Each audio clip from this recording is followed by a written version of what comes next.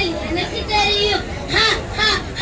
நான் மண்ணுக்குள் மக்க மாட்டேன், எரித்தாலும் அறிய மாட்டேன். மோதலை ஓட்டையாக்குவேன், மண்ணை மணலாக்குவேன். மனித இனத்தை கொஞ்சம் கொஞ்சமாக அழித்தவங்கள் நான். எனக்கு அறிவே இல்லை, நானே இந்த உலகத்தின் அரசன். கவனத்தில் வைத்துக் கொள்ளுங்கள், மறுபடியும் வருவேன். நன்றி, வணக்கம்.